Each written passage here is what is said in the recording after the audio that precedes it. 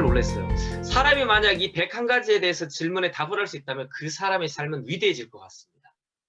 인생에는 정답이란 존재하지 않습니다. 질문을 멈추는 순간 의문투성이의 삶에서 한 걸음도 벗어나지 못하게 됩니다.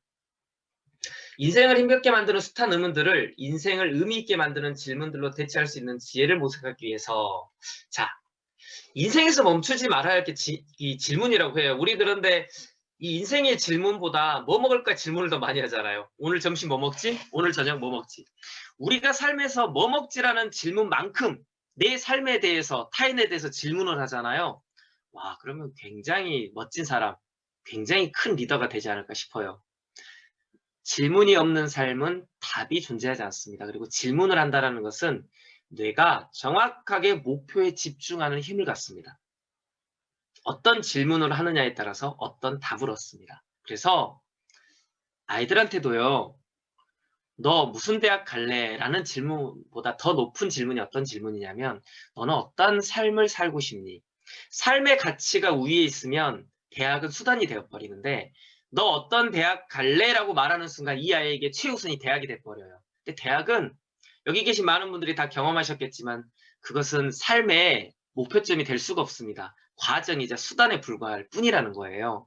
그런데 우리는 늘 이 수단에 얽매이는 질문들을 통해서 시간을 낭비하고 그 낭비된 시간을 결국 전환하는 데까지 너무나 많은 또 시간이 걸립니다. 그래서 질문을 할 때 질문 자체를 가치 기반한 질문이 가장 핵심적인 질문이다. 어떤 질문인지 한번 잠깐 볼까요? 나는 오늘 죽어가고 있는가 살아가고 있는가? 놀라운 질문이에요. 막차를 쫓아가듯 열정을 쫓아간 적 있는가? 막차. 요즘 막차 안 쫓아가요. 착 떨어지면 택시 타면 되니까 굳이 쫓아가지 않아도 돼요.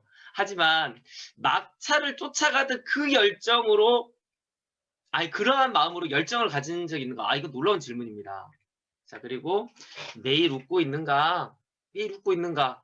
웃지 못할 이유가 어디 있어요? 그러면 웃어야 될 이유가 뭐가 있나요? 똑같은 질문이에요. 웃어야 될 이유가 없다면 웃지 말아야 될 이유도 없는 거예요. 그냥 웃으면 그뿐이라는 거죠.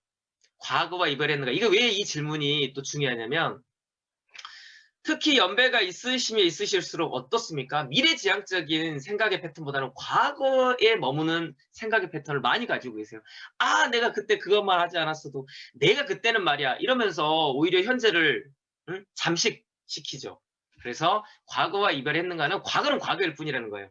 누군가가 나를 잘했다고 해도 과거이고, 못했다고 해도 과거이고, 도저히 몸부림쳐도 벗어날 수 없는, 지울 수 없는, 너무나도 정말 아프고 쓰라리고 고통스러운 상처인 과거도 과거라는 거예요. 과거.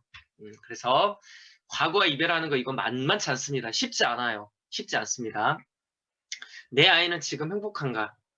아이가 행복한가? 아이가 게임을 30분 더 해서 행복하다면 아이가 행복한 쪽에 손을 들어주고 싶어요?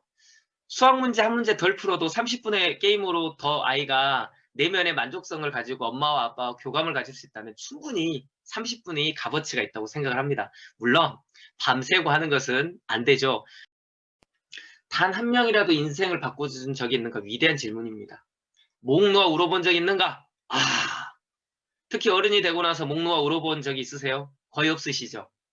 거절해야 할 것들이 있는가?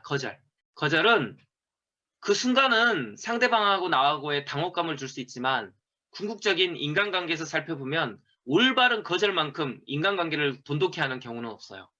아닌 것은 아니라고 이야기하는 거죠. 어떤 부모가 되고 싶은가? 이런 질문도 있고요. 인생의 목적을 찾았는가? 이런 질문도 있습니다. 관점을 바꿔보았는가? 엄청 대단한 질문입니다. 관점.